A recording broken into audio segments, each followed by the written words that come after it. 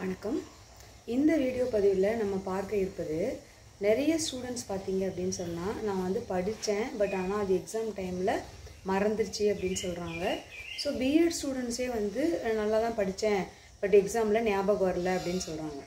So இந்த மறதி ஏற்படுறதுக்கான காரணம் என்ன அப்படின்னு நீங்கள் திங்க் பண்ணி பார்த்தீங்களா?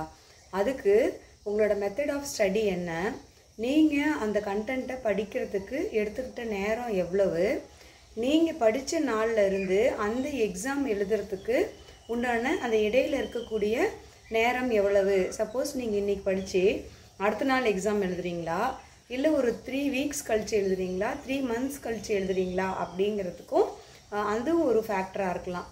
அதே மாதிரி எதை படித்தாலும் ஃபஸ்ட்டு வந்து நீங்கள் அதை படிக்கணும் அப்படின்னு ஒரு இன்ட்ரெஸ்டோடு படிக்கணும்.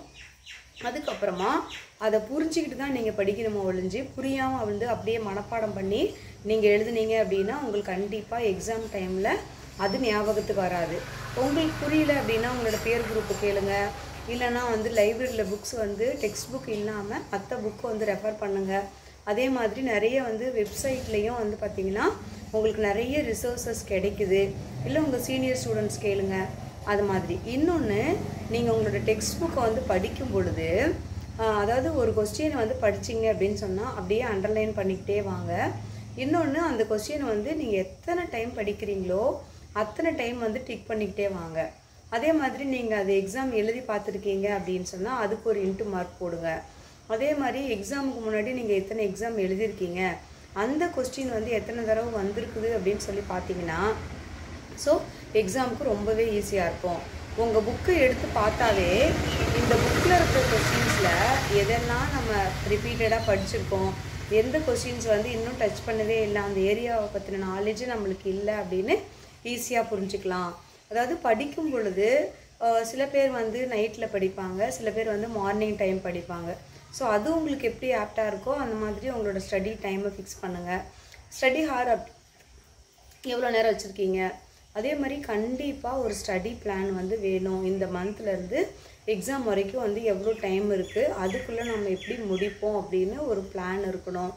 இன்னொன்று, உங்களோட சைக்கலாஜிக்கலாக உங்களோட பர்சனல் இன்ட்ரெஸ்ட் அதில் எப்படி இருக்குது, நீங்களா செல்ஃப் எவால்வேட் பண்ணுறீங்களா இல்லையா, இல்லை வேறு எக்ஸ்டர்னல் ஃபேக்டர்ஸ் வந்து உங்களை என்ன பாதிக்குது, அது ஃபேமிலி ப்ராப்ளமாக இருக்கலாம், இல்லை நீங்களா ஏதாவது ஒரு இல்லாத ப்ராப்ளம் வந்து அது பெருசாக நீங்கள் பார்க்கும்பொழுது பார்த்தீங்கன்னா நீங்கள் படித்ததை வந்து கண்டிப்பாக மறக்கும்.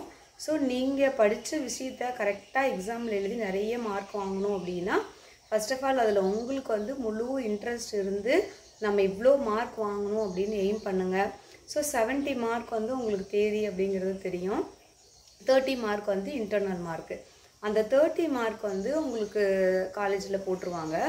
மீதி இருக்கக்கூடிய அந்த எக்ஸ்டர்னல் மார்க்குக்கு வந்து நீங்கள் ஒரு 70-60 எய்ம் பண்ணிங்கன்னா தான் நீங்கள் வந்து ஒரு 50-45 அந்த ரேஞ்சில் வாங்குவீங்க. உங்களோட லெவல் ஆஃப் ஆஸ்பிரேஷனே வந்து 50 இருந்துச்சு அப்படின்னா 32 மார்க் வாங்கி பாஸ் பண்ணுறதே கஷ்டம். ஸோ அதனால் உங்களோட எண்ணம் வந்து ஒரு தெளிவான மனநிலையில் தேர்வு எழுதுங்க. இது பிற்காலத்தில் நம்மளுக்கு யூஸ் ஆகும் அப்படின்னு சொல்லி இந்த கண்டென்ட்டெல்லாம் விருப்பத்தோடு படிங்க. நோட்ஸ் எடுங்க, ப்ரிப்பேர் பண்ணுங்கள்.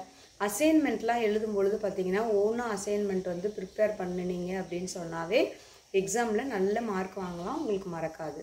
Wish you all the best.